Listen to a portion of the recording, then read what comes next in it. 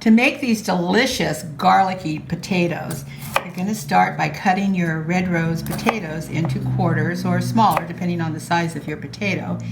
And you're going to bring them to a boil until they're tender. It'll take about 10 minutes. And always start your potatoes in cold water. And salt the water lightly. Red rose potatoes are originally from Peru. They were discovered by European voyagers and taken back to Europe in the 1500s, where they've been popular ever since. One of the beauties of the red rose potato is that it has less starch in it than some other potatoes, and it's a really easy potato to cook with. It holds its shape, holds its flavor, and it doesn't fall apart. They're cooked and they're fork tender, and they've been drained. So the next step is, now I use a potato masher or ricer, whatever you want to call this, and just kind of smoosh them around until they start to break up.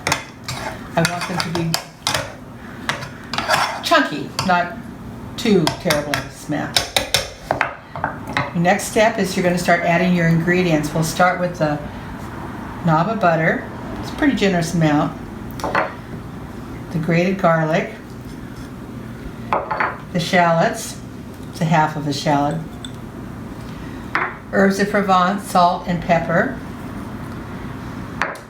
And with my fork, I'm going to mix this around. The butter will start to melt and will help me mix in the dry ingredients.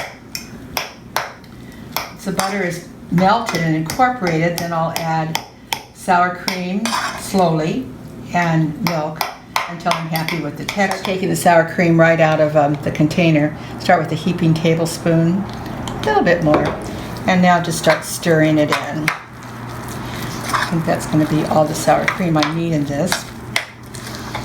I'm just coating the potatoes, and then just because I want it to be a little bit moisture, just add a small amount of milk. And again, mix it in.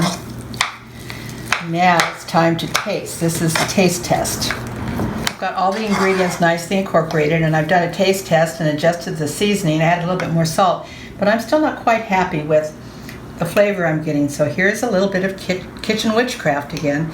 This is a little bit of ranch dressing, and I'm going to just use this about, I don't know how much, a couple of tablespoons. And I love what the flavor that the ranch dressing gives it. It's salty, it's creamy, it has that nice blend of mayonnaise and herbs and spices that just makes it kind of a mysterious, what did you put in this? They're wonderful. Now let me taste them.